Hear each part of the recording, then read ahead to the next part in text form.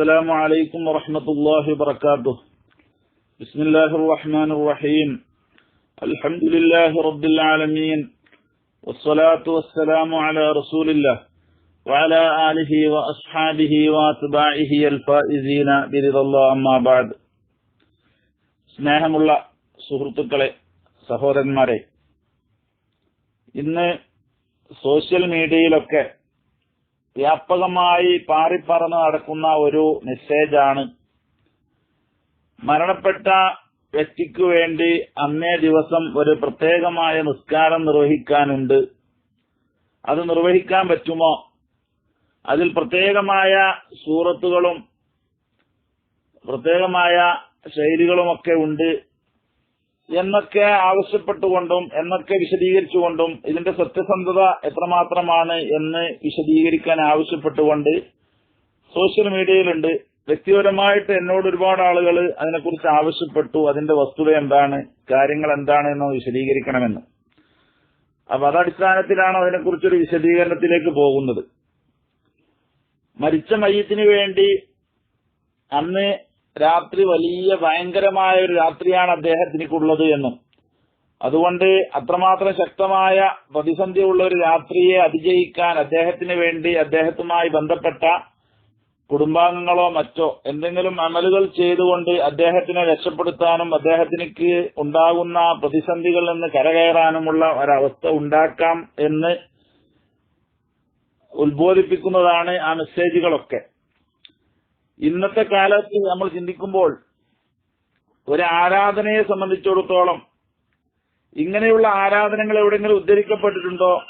ആ ഉദ്ധരിക്കപ്പെട്ട ആരാധനകൾ അതിനെക്കുറിച്ച് വളരെ ദുർബലമായ ഹദീസുകളല്ലേ തെളിവായിട്ടുള്ളത്. അതുകൊണ്ട് അത് സ്വീകരിക്കാൻ പറ്റുമോ എന്ന് അന്വേഷിച്ചുകൊണ്ട് ഈ പറയപ്പെട്ട മെസ്സേജുകൾക്കൊക്കെ ചില ആളുകൾ മറുപടി എന്ന നിലക്ക് പ്രതികരിച്ചതായും കണ്ടു. ഇവിടെ നമ്മൾ മനസ്സിലാക്കേണ്ട ഒരു യാഥാർത്ഥ്യം, ഈ ഭൗതികതയുടെ അതിപ്രസരത്തിലൂടെ മുന്നോട്ട് പോകുന്ന ഈ കാലഘട്ടത്തിൽ എവിടെയെങ്കിലും ഒരു ഇബാദത്ത് ദീനിൽ നിരാകരിക്കപ്പെടാത്തത് ആരെങ്കിലും ചെയ്യാൻ വേണ്ടി ശ്രമിക്കുന്നുണ്ട് എങ്കിൽ അവരെ പ്രോത്സാഹിപ്പിക്കാൻ വേണ്ടിയാണ് പരമാവധി നമ്മൾ ശ്രമിക്കേണ്ടത്. കാരണം ജനങ്ങൾ മുഴുവനും ഇബാദത്തുകളിൽ നിന്നും കുർബത്തുകളിൽ നിന്നും പുണ്യകർമ്മങ്ങളിൽ നിന്നും അകന്ന് ഭൗതികതയിലേക്ക് കൂപ്പുകുത്തുന്ന ഇക്കാലഘട്ടത്തിൽ മതത്തിൽ ഇല്ലാത്ത കാര്യങ്ങൾ ഉണ്ടാക്കാൻ നമ്മൾ ഒരിക്കലും തന്നെ പ്രോത്സാഹനം നൽകാൻ പാടില്ല. അഥവാ മതത്തിൽ എന്തെങ്കിലും ഒരു തെളിവ് അതിനുണ്ട് എങ്കിൽ അതിനെ നിരാകരിക്കേണ്ടതുമില്ല. എന്നാൽ അങ്ങനെയൊക്കെ ഉള്ള കാര്യത്തിനുള്ള ഹദീസ് ലഈഫല്ലേ എന്ന് പറഞ്ഞുകൊണ്ട് അത്തരമൊരു ഇബാദത്തിലേക്ക് ശ്രമിക്കുന്ന ആളുകളെ പിന്തിരിപ്പിക്കേണ്ട ഒരു ആവശ്യവും നമ്മെ സംബന്ധിച്ചിടത്തോളം ഇല്ല. ഇവിടെ നമ്മൾ മനസ്സിലാക്കേണ്ടത്, ഇങ്ങനെയുള്ള ഇബാദത്തുകളൊക്കെ നമ്മുടെ മുന്നിൽ അവതരിപ്പിക്കപ്പെടുമ്പോൾ അതിന് തസവുഫിന്റെ ഗ്രന്ഥങ്ങളിൽ ചില പ്രത്യേകമായ ഇബാദത്തുകളും ചില പ്രത്യേകമായ ശൈലികളുമൊക്കെ സ്വീകരിക്കാറുണ്ട്. അത് ഫിഖ്ഹി പണ്ഡിതന്മാരും കർമ്മശാസ്ത്രത്തിന്റെ ആളുകളൊന്നും പലരും അംഗീകരിക്കാറില്ല. അതുകൊണ്ട് തന്നെ ഒരു ഇബാദത്ത് നമ്മുടെ മുമ്പിൽ വരുമ്പോൾ ഇത് സ്വീകരിക്കാൻ പറ്റുന്നതാണോ അല്ലാത്തതാണോ എന്നതിൽ ജനങ്ങൾ ആശങ്കാകുലരാകുക സ്വാഭാവികമാണ്. ഇവിടെ നമുക്ക് അടിസ്ഥാനപരമായ ഒരു മാനദണ്ഡം പരിഗണിക്കാനുണ്ട്. അഥവാ തസവുഫിന്റെ ഗ്രന്ഥങ്ങളിൽ ഉദ്ധരിക്കപ്പെട്ടതായ ഏതെങ്കിലും ഒരു ഇബാദത്ത് അത് പാടില്ല എന്ന് കർമ്മശാസ്ത്ര പണ്ഡിതന്മാർ പറയാത്ത കാലഘട്ടത്തോളം അത് സ്വീകരിക്കുന്നതിനും അത് എടുക്കുന്നതിനും കുഴപ്പമില്ല. എന്തെങ്കിലും ന്യൂനതകൾ കർമ്മശാസ്ത്രപരമായി അത് പാലിക്കുന്നത് കൊണ്ട് എന്തെങ്കിലും തകരാറുകൾ സംഭവിക്കും എന്നുണ്ടെങ്കിൽ അങ്ങനെയുള്ള ഏതൊരു ഇബാദത്തിനെയും പണ്ഡിതന്മാര് വളരെയധികം ശക്തമായി നിരാകരിക്കുകയും അതിനെക്കുറിച്ച് മുന്നറിയിപ്പ് നൽകുകയും ചെയ്തിട്ടുണ്ട്. അതുപോലെ തസവുഫിന്റെ ഗ്രന്ഥങ്ങളിൽ പറയാത്തതായ ജനങ്ങള് ജാഹിലിയത്തിന്റെ പേരിലോ മറ്റോ പഴയകാലത്ത് ആരുടെയെങ്കിലും ശൈലികളോട് അനുഗമിച്ചുകൊണ്ട് ചെയ്തു വരുന്ന ചില അമലുകളെ കുറിച്ചൊക്കെ പണ്ഡിതന്മാര് പലയിടത്തും രേഖപ്പെടുത്തി നമുക്ക് കാണാൻ കഴിയുമല്ലോ. അപ്പൊ റജബ് മാസത്തിൽ പ്രത്യേകമായ ഒരു നിസ്കാരം ഉണ്ട് എന്നൊക്കെ പറഞ്ഞിട്ടുള്ള ഇബാദത്തുകളെ കുറിച്ചുള്ള ചർച്ചകളിൽ പണ്ഡിതന്മാർ അതിനെക്കുറിച്ച് വളരെ സജർ ചെയ്തുകൊണ്ട് വളരെയധികം നിരാകരിച്ചുകൊണ്ട് ശക്തമായ ഭാഷയിൽ അവലംബിച്ച് പറഞ്ഞിട്ടുണ്ട്. അപ്പോ അത് പാടില്ല എന്ന് നമുക്ക് മനസ്സിലാക്കാം. ഇങ്ങനെ ഏതെങ്കിലും ഹദീസുകളിൽ തെളിവടിസ്ഥാനത്തിലോ ഏതെങ്കിലും ഗ്രന്ഥങ്ങളിലുള്ള അവലംബിക്കുന്ന പണ്ഡിതന്മാരുടെ ഗ്രന്ഥങ്ങളെ തെളിവടിസ്ഥാനത്തിലോ ഒരു ഇബാദത്ത് ഒരാൾ മുന്നോട്ട് കൊണ്ടുവന്നാൽ കർമ്മശാസ്ത്ര പണ്ഡിതന്മാര് അതിനെക്കുറിച്ച് മൗനമവലംബിക്കുകയോ മൗനമവലംബിച്ചാൽ പോലും നമ്മൾ അത് ചെയ്യുന്നതിന് വിരോധമില്ല. എതിര് പറയാത്ത കാലഘട്ടത്തോളം നമുക്ക് ആ അമൽ ചെയ്യാം. വിശിഷ്യ ഇബാദത്തുകളിൽ നിന്ന് ജനങ്ങൾ പിന്തിരിഞ്ഞു പോകുന്ന സമയത്തോളം ഇക്കാലത്ത് അത് പ്രോത്സാഹിപ്പിക്കപ്പെടേണ്ടതാണ് എന്ന് മനസ്സിലാക്കുന്നത്. അപ്പോൾ ഇവിടെ ഈ വന്നിട്ടുള്ള ഷെയറിൽ വന്നിട്ടുള്ള ഈ നിസ്കാരം ഒരിക്കലും നമ്മള് ഹദീസ് ലൈഫാണ് എന്ന് ചിലർ വാദിക്കുന്നുണ്ട് എങ്കിലും അതിന്റെ പേരിൽ നിരാകരിക്കേണ്ടതില്ല. കാരണം ഈ നിസ്കാരം കർമ്മശാസ്ത്ര പണ്ഡിതന്മാരിൽപ്പെട്ട നമ്മൾ അംഗീകരിക്കുന്ന ആധുനിക കാലഘട്ടത്തിലുള്ള വിഷയങ്ങൾക്കൊക്കെ അവലംബമാക്കുന്ന ഇമാം ജുർജാനി റളിയല്ലാഹു അൻഹു പോലെയുള്ള മഹാന്മാർ, അതുപോലെ തസവുഫിന്റെ കഴിഞ്ഞുപോയ പല പണ്ഡിതന്മാരും നുസുഹത്തുൽ മജാലിസ് പോലെയുള്ള തസവുഫിനിക്ക് പ്രാധാന്യം കൊടുത്തുകൊണ്ടുള്ള ഗ്രന്ഥങ്ങളിലൊക്കെ വളരെ വിശദമായി തന്നെ ഇതിനെക്കുറിച്ച് ചർച്ച നടത്തിയിട്ടുണ്ട്. അപ്പോൾ ഫിഖഹിന്റെ പണ്ഡിതന്മാര് തന്നെ മഹാനായ ഇമാം ജുർജാനി തന്റെ ഫത്ഹുൽ അല്ലാമിൽ ഈ നിസ്കാരം വിവരിച്ചുകൊണ്ട് പറഞ്ഞിട്ടുണ്ട്, ഇങ്ങനെയുള്ള നിസ്കാരം നിർവഹിക്കുന്നതിന് യാതൊരു കുഴപ്പവുമില്ല എന്ന് വിശദീകരിച്ചുകൊണ്ട് അദ്ദേഹം ഉദ്ധരിക്കുന്ന ഉദ്ധരണി നമുക്ക് ഇങ്ങനെ വായിക്കാം. ആ നിസ്കാരത്തിനെ കുറിച്ച് അദ്ദേഹം തന്റെ ഗ്രന്ഥത്തിൽ കൊടുത്തിട്ടുള്ള ഉദ്ധരണി, അതിന്റെ തലവാചകം റക്അത്താൽ ഉൻസിഫുൽ ഖബരി, ഖബറിൽ ഈനാസ് കിട്ടാൻ വേണ്ടിയുള്ള 2 റക്അത്ത് നിസ്കാരം എന്നാണ് അതിന്റെ തലവാചകം കൊടുത്തിട്ടുള്ളത്. എന്നിട്ട് ബഹുമാനപ്പെട്ടവർ വിശദീകരിക്കുകയാണ്, ഒമിൻഹു, ഇങ്ങനെ ശറയിൽ തേടപ്പെട്ട നിസ്കാരങ്ങളിൽ പെട്ടതാണ്, സുന്നത്ത് നിസ്കാരങ്ങളിൽ പെട്ടത് തന്നെയാണ് റക്അത്താനി 2 റക്അത്ത് നിസ്കാരം, ലിൽ ഉൻസി ഫിൽ ഖബരി, ഖബറിൽ ഈനാസ് കിട്ടാൻ വേണ്ടി. അതായത് ഒരാൾ മരണപ്പെട്ടു പോയാൽ ആ മരണപ്പെട്ട വ്യക്തിക്ക് ഈനാസ് കിട്ടാൻ വേണ്ടി ആ മരണപ്പെട്ട വ്യക്തിയുമായി എന്തെങ്കിലും ബന്ധമുള്ള ആളുകൾ, അല്ലെങ്കിൽ ബന്ധമില്ലാത്തവരാണെങ്കിലും അദ്ദേഹത്തെ കരുതി നിർവഹിക്കുന്നവർ, അങ്ങനെ ഉള്ള ആളുകൾ ചെയ്യുന്ന 2 റക്അത്ത് നിസ്കാരം ഈ പറയപ്പെട്ട അംഗീകാരമുള്ള നിസ്കാരത്തിൽപ്പെട്ടത് തന്നെയാണ് എന്ന് പറഞ്ഞിട്ട് ബഹുമാനപ്പെട്ടവര് അതിന് തെളിവുദ്ധരിക്കുന്നത് ഒരു ഹദീസാണ്. റുവിയ അനിൻ നബി സല്ലല്ലാഹു അലൈഹി വസല്ലം, നബി സല്ലല്ലാഹു അലൈഹി വസല്ലം തങ്ങളെ തൊട്ട് ഉദ്ധരിക്കപ്പെട്ടിട്ടുണ്ട്, അന്നഹു ഖാൽ, നബി സല്ലല്ലാഹു അലൈഹി വസല്ലം തങ്ങൾ പറഞ്ഞു എന്ന്. ഇപ്പൊ ഈ ഉദ്ധരിക്കുന്ന ഈ ഹദീസുകളൊക്കെ ലൈഫാണ് എന്ന് സങ്കല്പിച്ചാൽ തന്നെയും അതിന് കുഴപ്പമില്ല എന്ന് നമ്മൾ പറഞ്ഞത്. കാരണം സഹീഹായ ഹദീസുകൾ, എല്ലാ യോഗ്യതയും കിട്ടിയ ഹദീസുകൾ കിട്ടിയിട്ടേ ഒരു അമൽ ചെയ്യാൻ പറ്റുള്ളൂ എന്ന് പറഞ്ഞാൽ പലർക്കും പലതും ചെയ്യാൻ കഴിയുന്നില്ല. അഥവാ ഇനി ഹദീസ് ലൈഫായ ഹദീസ് ആണെങ്കിൽ തന്നെയും ഒരു അമൽ ചെയ്യുന്നതിന് അവലംബമാക്കാൻ പറ്റുന്ന ഒരു ഹദീസാണ് എന്നത് ബോധ്യപ്പെട്ടാൽ ആ ഹദീസ് ലൈഫാണ് എന്നതിന്റെ പേരിൽ മാത്രം ആ അമലിൽ നിന്നും വിട്ടുനിൽക്കേണ്ടതില്ല. പ്രത്യേകിച്ച് അമലുകളിൽ നിന്നെല്ലാം ജനങ്ങൾ വിട്ടുനിൽക്കുന്ന ഈ കാലഘട്ടത്തിൽ. അതുകൊണ്ട് ഹദീസ് ലൈഫല്ലേ എന്ന ഒറ്റ വടിക്ക് തള്ളിക്കളഞ്ഞുകൊണ്ട് ഇങ്ങനെ കർമ്മശാസ്ത്ര പണ്ഡിതന്മാര് ഇതൊക്കെ കണ്ട ആൾക്കാർ തന്നെയാണല്ലോ ഈ ഹദീസിന്റെ ലൈഫ് ഇതൊക്കെ മനസ്സിലാക്കാനൊക്കെ ഏകദേശം കഴിവുള്ള ആളുകൾ തന്നെയാണല്ലോ ഈ കിതാബിൽ ഇതൊക്കെ ഉദ്ധരിക്കുന്നത്. അപ്പൊ അവരുടെ ആ യോഗ്യത നമ്മുടെ മനസ്സിൽ വെച്ചുകൊണ്ട് അവരിത് ഉദ്ധരിച്ചതാണ്, ഇത് ചെയ്യണമെന്ന് പറഞ്ഞുകൊണ്ടാണല്ലോ ഈ ഹദീസൊക്കെ ഉദ്ധരിക്കുന്നത്. അപ്പോ ഇനി ഹദീസിനിക്ക് ഉഴഫ് ഉണ്ടെങ്കിൽ തന്നെയും ആ ഉഴഫ് പരിഹരിക്കാൻ പറ്റുന്നതായ രേഖകൾ അവർക്ക് കിട്ടിയിട്ടുണ്ടാകുമെന്ന ധാരണയാണ് നമ്മുടെ കർമ്മശാസ്ത്ര പണ്ഡിതന്മാരെ കുറിച്ച് നമുക്കുണ്ടാകേണ്ടത്. ഏതായാലും ഈ അങ്ങനെ ഹദീസ് പറയുന്നു, അന്നഹു ഖാൽ, നബി സല്ലല്ലാഹു അലൈഹി വസല്ലം തങ്ങൾ പറഞ്ഞു, ലാ യഅതി അലൽ മയ്യിതി, മരണപ്പെട്ട വ്യക്തിക്ക് വരികയില്ല, അശദ്ദു മിനൽ ലൈലത്തി അൽ ഊല, ഒന്നാമത്തെ രാത്രിയേക്കാളും, അദ്ദേഹം മരിച്ച് മറമാടിയ ഒന്നാമത്തെ പ്രഥമ രാത്രിയേക്കാളും ഗൗരവവും പ്രയാസകരവുമായ ഒരു ദിവസവും അദ്ദേഹത്തിലേക്ക് വരാനില്ല. അതുകൊണ്ട് ആ മരണപ്പെട്ട വ്യക്തി ഖബറിലെത്തിയാൽ അദ്ദേഹത്തിന് ഏറ്റവും അധികം പ്രയാസമുള്ള ദിവസമാണ് അന്നത്തെ രാത്രി എന്ന് പറയുന്നത്. അതുകൊണ്ട് ഫർഹമോ, നിങ്ങൾ കാരുണ്യം ചെയ്യണം, ഈ സ്വതക്കത്തി, സ്വതക്ക കൊണ്ട് മഞ്ഞമോത്തു, നിങ്ങളിൽ നിന്ന് മരണപ്പെടുന്ന ആളുകൾക്ക് സ്വതക്ക ചെയ്തിട്ട് നിങ്ങൾ കാരുണ്യം ചെയ്യണം. ഫമല്ലം യജിദ്, ഇനി ഒരാൾക്ക് സ്വതക്ക ചെയ്യാനുള്ള സംവിധാനമില്ല, അതിനുള്ള വസ്തുക്കളൊന്നുമില്ല, എന്നാൽ ഫൽ യുസല്ലി, അവൻ നിസ്കരിച്ചു കൊള്ളണം, റക്അത്തൈനി, 2 റക്അത്ത് നിസ്കരിച്ചു കൊള്ളണം, യഖ്റഉ ഫീഹിമ, ആ 2 റക്അത്തിൽ അവൻ ഓതണം, ഐ ഫീ കുല്ലി റക്അത്തിൻ മിൻഹുമ, ആ 2 റക്അത്തിലെ ഓരോ റക്അത്തിലും അവൻ ഓതണം, ഫാത്തിഹത്തുൽ കിതാബി, സൂറത്തുൽ ഫാത്തിഹയെ ഓതണം, മറത്തൻ, ഒരു തവണ ഓതണം,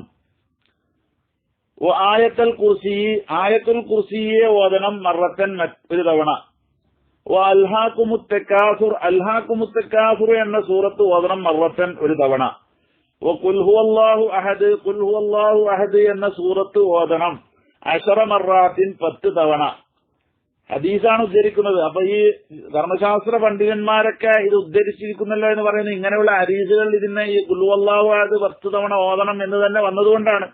ഇനി ചില പോസ്റ്റുകളിൽ 11 തവണ എന്നാ കാണുന്നത്. അങ്ങനെ അവർക്ക് തെളിവുണ്ടെങ്കിൽ അങ്ങനെ നിർവഹിക്കാവുന്നതാണ്. പക്ഷെ നമുക്ക് ഇവിടെ അവലംബിക്കാൻ പറ്റുന്ന ഒരു കിതാബിന്റെ ഉദ്ധരണിയിൽ ഉദ്ധരിച്ച ഉദ്ധരണടിസ്ഥാനത്തിൽ നമ്മൾ നിർവഹിക്കുകയാണെങ്കിൽ 10 ഖുൽ ഹുവല്ലാഹു ഇഖ്ലാസ് സൂറത്ത് ഓതിക്കൊണ്ടാണ് നിർവഹിക്കേണ്ടത്. ഇനി കർമ്മശാസ്ത്ര ഗ്രന്ഥങ്ങളിൽ 11 കണ്ടവരുണ്ടെങ്കിൽ അവ അവലംബിച്ചുകൊണ്ട് അവർക്കത് ചെയ്യാവുന്നതാണ്. ഇങ്ങനെയാണ് അവൻ ഓതി നിസ്കരിക്കേണ്ടത്. എന്നിട്ട് യഖൂലു, അവൻ പറയണം ബഅദസ്സലാമി, സലാം വീട്ടിയതിന് ശേഷം അല്ലാഹുമ്മ പറയണമെന്ന് പറഞ്ഞാൽ ദുആ ചെയ്യണം. അല്ലാഹുമ്മ, അല്ലാഹുവേ, ഇന്നി സല്ലൈതു ഹാദിഹി സ്വലാത്ത, ഞാൻ ഈ നിസ്കാരത്തെ നിർവഹിച്ചിരിക്കുന്നു. വതഅലമു മാ ഉരീദ്, ഈ നിസ്കാരം നിർവഹിച്ചത് കൊണ്ടുള്ള എന്റെ ഉദ്ദേശം എന്താണ് എന്ന് നിനക്കറിയാം. അഥവാ എന്റെ ഉദ്ദേശം എന്റെ ഈ മരണപ്പെട്ട മയ്യത്തിന് വേണ്ടിയുള്ള പ്രയാസങ്ങൾ ഇന്നത്തെ രാത്രിയിൽ ഇല്ലാതാകാൻ വേണ്ടി അത് ലക്ഷ്യം വെച്ചുകൊണ്ടാണ് ഞാൻ നിർവഹിച്ചിട്ടുള്ളത് എന്നർത്ഥം. അതുകൊണ്ട് അല്ലാഹുമ്മ, അല്ലാഹുവേ, സവാബഹ, ഞാൻ ഈ നിർവഹിച്ച നിസ്കാരത്തിന്റെ പ്രതിഫലത്തിന് നീ നിയോഗിക്കണം, നീ എത്തിച്ചു കൊടുക്കണം. ഇലാ ഖബരി ഫുലാൻ ബിൻ ഫുലാൻ, ഇന്നാലിന്ന വ്യക്തിയുടെ ഖബറിലേക്ക്. ആരെയാണോ നമ്മൾ ഉദ്ദേശിച്ചുകൊണ്ട് നിസ്കരിക്കുന്നത് അദ്ദേഹത്തിന്റെ പേര് അവിടെ ചേർക്കാൻ പറ്റുമെങ്കിൽ പേര് ചേർത്ത് പറയാം. ഇനി പേര് ചേർക്കാൻ പറ്റൂലെങ്കിൽ അദ്ദേഹത്തെ കരുതിക്കൊണ്ടാണല്ലോ ചെയ്യുന്നത്, ആ കരുത്ത് തന്നെ മതിയാവുന്നതാണ്.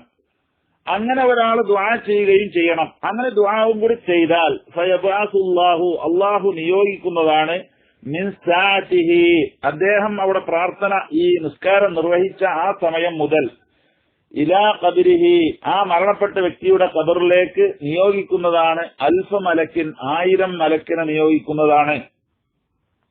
മാ കുല്ലി മലക്കിൻ, ഓരോ മലക്കിന്റെ കൂടെയുമുണ്ട് നൂറുൻ വ ഹദിയ, പ്രകാശവും ഹദിയയുമുണ്ട്. എന്താണ് മലക്കിന്റെ ഹദിയ എന്ന് ചോദിച്ചാൽ ഏതായാലും ആ ഹദിയ സ്വാഗതാർഹമാണ്. ഹദിയ എന്നാൽ ഭൗതികമായി കൊടുക്കുകയാണെങ്കിലും അത് സ്വീകർത്താവായ ആൾക്ക് ഒരു ആശ്വാസവും സന്തോഷവും ആഹ്ലാദവും ഒരു പുരോഗതിയും നന്മയും നൽകുന്നതാണ്. അതുകൊണ്ട് വരുന്ന മലക്കിന് 100 എന്ന് പറയുമ്പോൾ തന്നെ അതിന് ഭീകരതയില്ല, വളരെയധികം സ്വാഗതം ചെയ്യാൻ പറ്റുന്ന പ്രകാശമാണ്. പ്രകാശം എന്ന് പറയുന്നത് മനുഷ്യനിക്ക് ആശ്വാസം നൽകുന്നതാണ്.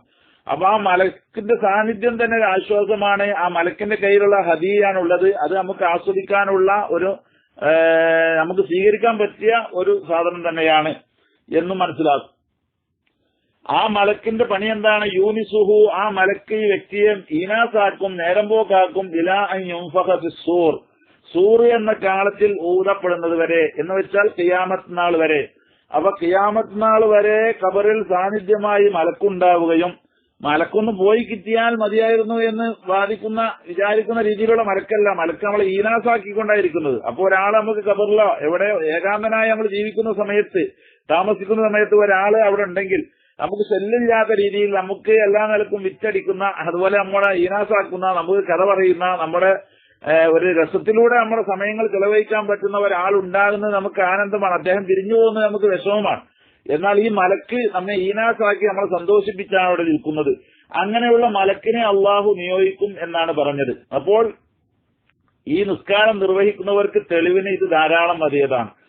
കർമ്മശാസ്ത്ര പണ്ഡിതന്മാരിൽപ്പെട്ട നമ്മുടെ ആധുനിക കാലഘട്ടത്തിലുള്ള മസ്തലകളൊക്കെ വളരെ ആധികാരികമായി തന്നെ വിധിച്ച കഴിഞ്ഞ കാലഘട്ടത്തിലുള്ള പണ്ഡിതനാണ് ഇമാം ജുർജാനി റളിയല്ലാഹു അൻഹു. അദ്ദേഹത്തിന്റെ കിതാബിലെ കാര്യങ്ങൾ നമ്മൾ നോക്കുമ്പോൾ ഇന്ന് കാലഘട്ടത്തിലുള്ള പുതിയ വിഷയങ്ങളെ കുറിച്ച് ഏകദേശമൊക്കെ അദ്ദേഹത്തിന്റെ വിശദീകരണങ്ങളിലുണ്ട്.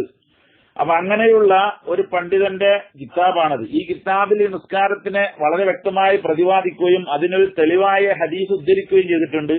ആ ഹദീസ് ലൈഫാണെന്ന് അദ്ദേഹം പറഞ്ഞിട്ടില്ല, ആരും പറഞ്ഞതായി നമ്മൾ ശ്രദ്ധയിൽപ്പെട്ടില്ല. ഞാൻ ആണ് എന്ന് വാദിക്കുന്നുണ്ടെങ്കിൽ തന്നെയും അദ്ദേഹത്തെ പോലുള്ള വലിയ വലിയ പണ്ഡിതന്മാരെ ആ ഹദീസ് കണ്ടവരാണല്ലോ, അതിന്റെ ശേഷം രേഖപ്പെടുത്തിയത് തന്നെയാണല്ലോ ഇത്. അപ്പൊ അതുകൊണ്ട് ഇത് അവലംബിക്കാവുന്നതാണ്. ഇവിടെ നമ്മൾ ശ്രദ്ധിക്കേണ്ട പ്രത്യേകമായ ഒരു കാര്യം ഈ ഉദ്ധരണിയിൽ പറഞ്ഞിട്ടുള്ള 2 കാര്യം ആണ്. അഥവാ മരണപ്പെട്ട വ്യക്തിക്ക് വേണ്ടി നമ്മൾ ചെയ്യേണ്ട കാര്യം പ്രധാനമായ 2 കാര്യമാണ്. അതിൽ ഏറ്റവും പ്രധാനമായി അതിൽ പറഞ്ഞത് ഒന്ന് എന്താണ്? സ്വതക്ക ചെയ്യണം. ഈ മരണപ്പെട്ട വ്യക്തിക്ക് വേണ്ടി നിങ്ങൾ സ്വതക്ക കൊണ്ട് റഹ്മത്ത് ചെയ്യണം എന്ന് പറഞ്ഞു. അപ്പൊ ഈ സ്വതക്ക ചെയ്യണമെന്ന് പറഞ്ഞപ്പോൾ ഇന്നിപ്പോ നമ്മളെ നാടുകളിലൊക്കെ മരണപ്പെട്ട വ്യക്തിയുടെ വീട്ടിൽ അന്ന് രാത്രി തന്നെ ഏതെങ്കിലും മുസ്ലിംമാരെ വിളിച്ചിട്ട് സൂറത്ത് യാസീൻ ഓതിപ്പിക്കുകയോ മൗലിദ് ഓതിപ്പിക്കുകയോ ചെയ്യും. അതുപോലെ അയൽവാസികളായ അടുത്ത ആളുകളൊക്കെ വിളിച്ചുകൊണ്ട് ഒരു സദ്യ കൊടുക്കും. ഈ സദ്യ കൊടുക്കുന്നത് തെറ്റാണ് എന്ന് വാദിച്ചുകൊണ്ട് പുത്തൻവാദികളൊക്കെ വരാറുണ്ട്. ആ പുത്തൻവാദികളെ പോലെ തന്നെ ഫിഖ്ഹ് ശരിക്ക് മനസ്സിലാക്കാതെ ചില ആളുകളും കിതാബിലൊക്കെ പറഞ്ഞിട്ടില്ലേ അന്ന് ഭക്ഷണം ഉണ്ടാക്കി കൊടുക്കല് മയ്യത്തിന്റെ അയലുകാർക്ക് പാടില്ല എന്ന് കാര്യങ്ങൾ മനസ്സിലാക്കാതെ അവർ ഉദ്ധരിക്കുന്നത് കാണാം. യഥാർത്ഥത്തിൽ ഈ പറഞ്ഞത് എന്താണ്? പഴയ ജാഹിലിയ കാലഘട്ടത്തിൽ മരണപ്പെട്ട വ്യക്തിയുടെ ഗുണഗണങ്ങളെല്ലാം പറഞ്ഞുകൊണ്ട് അദ്ദേഹത്തിന് വേണ്ടി പ്രകീർത്തനം നടത്തി അദ്ദേഹത്തിന്റെ സൽക്കർമ്മങ്ങൾ എടുത്തുദ്ധരിച്ച് അട്ടഹസിക്കാൻ വേണ്ടി ഒരു സംഘം ആളുകൾ ഒരുമിച്ച് കൂടും. നിയാഹത്തിന് വേണ്ടി വിളിച്ചട്ടഹസിക്കുവാനും കുടുംബങ്ങളിൽപ്പെട്ട ആൾക്കാരൊക്കെ അതോ പോയല്ലോ എന്ന് പറഞ്ഞിട്ട് കരയാൻ വേണ്ടിയിട്ട് ആ കരയിലിനെ പ്രോത്സാഹിപ്പിക്കാൻ വേണ്ടിയിട്ട് കുറെ ആളുകൾ ഒരുമിച്ച് കൂടും അപദാനങ്ങൾ വായിക്കാൻ. അങ്ങനെയുള്ള ദുരാചാരത്തിന് കൂട്ടുനിൽക്കുന്ന ആളുകൾക്ക് ഭക്ഷണം ഉണ്ടാക്കി ഈ ദുരാചാരം പ്രോത്സാഹിപ്പിക്കരുത്, അത് പാടില്ല എന്നാണ് കർമ്മശാസ്ത്ര പണ്ഡിതന്മാർ പറഞ്ഞത്. എന്നാൽ ഇത് മനസ്സിലാക്കാതെ വിദ്യാർത്ഥികാരും അതുപോലെ ഫിഖ്ഹിന്റെ അന്തസത്ത അറിയാത്ത ചില ആളുകളുമൊക്കെ അന്നേ രാത്രി ആർക്കും സദഖ കൊടുക്കാൻ പാടില്ല, ഒരുമിച്ച് കൂടാൻ പാടില്ല, ഭക്ഷണം കൊടുക്കാൻ പാടില്ല എന്ന് പണ്ഡിതന്മാർ പറഞ്ഞിട്ടുണ്ടല്ലോ എന്ന് പറഞ്ഞുകൊണ്ട് വരുന്ന ആളുകളുണ്ട്. ഇവരോട് പറയാനുള്ളത് യഥാർത്ഥത്തിൽ ഫിഖ്ഹിന്റെ കിതാബിൽ പറയുന്നത് ഈ മരണപ്പെട്ട വ്യക്തിക്ക് പ്രഥമമായി ചെയ്യേണ്ടത് അന്നേ രാത്രി ഏറ്റവും പ്രധാനപ്പെട്ട സദഖയാണ്. ആ സദഖയിൽ വെച്ച് ഏറ്റവും പ്രധാനപ്പെട്ട ഒന്നാണ് ഭക്ഷണം കൊടുക്കുക എന്നുള്ളത്. അപ്പൊ ആ ഭക്ഷണം കൊടുക്കുക എന്ന പ്രകൃതി ആ പരിപാടി, അതുപോലെ ആ മൗലിദിനോ അല്ലെങ്കിൽ ഖുർആൻ ഓതാനോ വരുന്ന മുസ്ലിയാർക്ക് ഒരു കൈമടക്കം കൊടുക്കും, അത് ശരിക്കുള്ള പണം കൊണ്ടുള്ള സദഖയാണ്. അപ്പൊ പണം കൊണ്ടുള്ള സദഖയും കൊടുക്കുന്നുണ്ട് അവിടെ. അതുപോലെ തന്നെ ഭക്ഷണം കൊടുക്കുക എന്ന സദഖ അവിടെ പങ്കെടുത്ത ആളുകൾക്കൊക്കെ കിട്ടുന്നുണ്ട്. അവിടെ പങ്കെടുത്ത ആളുകൾക്കൊക്കെ കിട്ടുന്നുണ്ട്. അത് മാത്രമല്ല അവിടെ നിർവഹിച്ച കാര്യം മൗലിദായിരിക്കും. മൗലിദാണെങ്കിൽ അതിൽ ഖുർആനുണ്ട്, സ്വലാത്തുണ്ട്, ദിക്റുണ്ട്, എല്ലാം ഉണ്ട്. അപ്പൊ എല്ലാത്തിന്റെയും സമാഹാരമായ മൗലിദ് ഓതി അതിനുശേഷം ഒരു യാസീനും ഓതി ഇങ്ങനെ ഖുർആൻ കൊണ്ടുള്ളതായ ഒരു ഹദിയയും അതിന്റെ ശേഷം ഭക്ഷണം കൊണ്ടുള്ള ഹദിയും പണം കൊണ്ടുള്ള ഹദിയും ഒരുപാട് ഹദിയകൾ ചെയ്തുകൊണ്ട് ആ മയ്യത്തിന് ഇതിന്റെ കൂലി കിട്ടാൻ വേണ്ടി ചെയ്യണമെന്നാണ് പ്രാഥമികമായി പറഞ്ഞിട്ടുള്ളത്. അപ്പൊ ഇത് പ്രോത്സാഹിപ്പിക്കപ്പെടേണ്ടത് തന്നെയാണ്. മരിച്ച അന്ന് ആ മയ്യത്തിനെ വീട്ടിൽ ഒരുമിച്ച് കൂടാൻ പാടില്ല, ഭക്ഷണം ഉണ്ടാക്കി കൊടുക്കാൻ പാടില്ല, ഇങ്ങനെയുള്ള ഖുർആൻ ഓതി ഹദിയ ചെയ്യാൻ പാടില്ല എന്നത് വിവരക്കേടിന്റെ സൃഷ്ടിയാണ് എന്ന് നമ്മൾ മനസ്സിലാക്കണം. പ്രഥമമായി ചെയ്യേണ്ട കാര്യം അതാണെന്നാണ് ബഹുമാനപ്പെട്ട ജുർജാൻ ഇമാം പറഞ്ഞത്. അതുപോലെ രണ്ടാമത്തെ കാര്യമാണ് ഈ നിസ്കാരം പറഞ്ഞത്. അപ്പൊ അതുകൊണ്ട് തന്നെ ഈ നിസ്കാരം ആരെങ്കിലും നിർവഹിക്കാൻ മുന്നോട്ട് വരുന്നുണ്ട് എങ്കിൽ അത് പ്രോത്സാഹിപ്പിക്കപ്പെടുകയാണ് വേണ്ടത്. അത് സംഘടിതമായി പ്രോത്സാഹിപ്പിക്കണമെന്നില്ല. അതുകൊണ്ട് തന്നെ ആരെങ്കിലും അങ്ങനെ ചെയ്യാൻ വരുന്നുണ്ട് എങ്കിൽ അല്ലെങ്കിൽ ഇങ്ങനെ ആവശ്യപ്പെടുന്നുണ്ടെങ്കിൽ അന്വേഷിക്കുന്നുണ്ടെങ്കിൽ അത് നിസ്കരിക്കാവുന്നതാണ്. നിസ്കരിച്ചാൽ ആ വ്യക്തിക്ക് അതിന്റെ പ്രതിഫലം കിട്ടും. അതോടുകൂടെ തന്നെ ആ മരണപ്പെട്ട വ്യക്തിക്ക് ഈ കാര്യങ്ങളൊക്കെ ഹാസിലാകാൻ പറ്റുമെന്ന് ഹദീസ് ഉദ്ധരിച്ചുകൊണ്ട് പണ്ഡിതന്മാർ രേഖപ്പെടുത്തിയതാണല്ലോ. നമുക്കത് വിശ്വസിക്കാമല്ലോ. അള്ളാഹു സുബ്ഹാനഹു വ തആല അങ്ങനെയുള്ള ഈനാസ് ഖബറിൽ കിട്ടുന്ന ആളുകളിൽ നമ്മയും നമ്മിൽ നിന്ന് മരണപ്പെട്ടു പോരെയും അള്ളാഹു ഉൾപ്പെടുത്തുമാറാവട്ടെ എന്ന് നമുക്ക് ദുആ ചെയ്യാം. അപ്പോൾ ഈ ഇത്തരത്തിലുള്ള നല്ല നല്ല കാര്യങ്ങൾ നമ്മുടെ മുമ്പിൽ വരുമ്പോൾ അത് പണ്ഡിതന്മാരോട് അന്വേഷിച്ചാണ് നല്ലതാണോ ചീത്തയാണോ ചെയ്യാൻ പറ്റുന്നതാണോ അല്ലാത്തതാണോ എന്ന് അറിയാൻ പറ്റുള്ളൂ. കാരണം പല ഡ്യൂപ്ലിക്കേറ്റും ഇറങ്ങുന്നതാണ്. ഏതായാലും മനുഷ്യനെ അധ്വാനിപ്പിക്കുന്ന ഇബാദത്തിന്റെ ചില മേഖലകളാണ് എങ്കിൽ അത് ഇന്ന് പുത്തൻവാദികളൊക്കെ ഇബാദത്തിന്റെ ഓരോ വക്കും മൂലയും കഷ്ണങ്ങളും ഭാഗങ്ങളൊക്കെ അടർത്തിക്കൊണ്ടുപോവുകയാണ്. തറാവീന്റെ തക്കാലത്ത് ഒരു ഭാഗം അടർത്തിയെടുത്തു. ചില ആളുകൾ നിസ്കാരത്തിനെ വക്തേനെ ചുരുക്കി 3 വക്താക്കി. അതുപോലെ വഹാബികൾ ചില നിസ്കാരങ്ങളെ ഇല്ലാതെയാക്കി. ഇങ്ങനെയൊക്കെ ഇബാദത്തിനെ വളരെയധികം കുറക്കാൻ വേണ്ടിയും അതുപോലെ ഇബാദത്തിന്റെ മജ്ലിസുകളാവുന്ന സലാത്ത് ദിക്ർ മജ്ലിസുകളൊക്കെ ഇല്ലാതെയാക്കാനൊക്കെ വേണ്ടി ശ്രമിക്കുന്ന ഈ കാലഘട്ടത്തിൽ ആരെങ്കിലും പുതിയ ഒരു സലാത്തിന്റെ മജ്ലിസുമായി മുന്നോട്ട് വന്നാൽ അതിന് തെളിവുണ്ടോ എന്ന് ചോദിക്കുന്നതിലുപരി അത് നല്ല കാര്യമാണല്ലോ. അടിസ്ഥാനപരമായി സലാത്ത് നല്ല കാര്യമാണ്, ദിക്ർ നല്ല കാര്യമാണ്. അത് പ്രോത്സാഹിപ്പിക്കാൻ വേണ്ടി ഒരു സംഘടിത രൂപമുണ്ടാക്കി ഒരു സദസ്സ് സംഘടിപ്പിക്കുന്നുവെങ്കിൽ അതിന് പരമാവധി പ്രോത്സാഹനം ചെയ്തു കൊടുത്തുകൊണ്ട് അതിനുവേണ്ടി ഒത്താശ ചെയ്തു കൊടുത്ത് ആ നന്മയുടെ വിധേതാക്കളായി നമ്മളും മാറണം. അതിനുവേണ്ടിയാണ് ഈ കാലം നമ്മോട് പറയുന്നത്. കാരണം നിയമത്തുകൾ ആസ്വദിക്കുന്നതോടൊപ്പം ശുക്രില്ലാത്ത കാലമാണ് നമ്മളത്.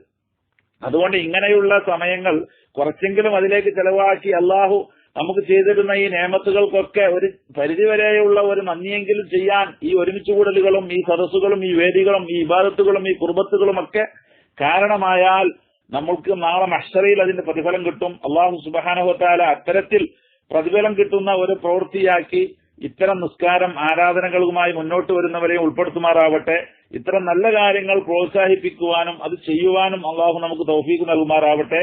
ശറയിൽ അടിസ്ഥാനമില്ലാത്ത തെളിവില്ലാത്ത എന്തൊരു അമലുമായി ആര് മുന്നോട്ട് വന്നാലും അതിനെ നിരാകരിക്കാനും, അറിയാത്ത ആളുകൾ അത് പണ്ഡിതന്മാരോട് അന്വേഷിച്ച് അതിന്റെ വസ്തുത വിലയിരുത്തിയതിന്റെ ശേഷം മാത്രം അതിനെക്കുറിച്ചുള്ള നയങ്ങൾ സ്വീകരിക്കുവാനും ശ്രമിക്കണമെന്ന് ഉണർത്തിക്കൊണ്ട് ഞാൻ അവസാനിപ്പിക്കുന്നു. ആഖിറു ദഅവാന അനിൽ ഹംദുലില്ലാഹി റബ്ബിൽ ആലമീൻ.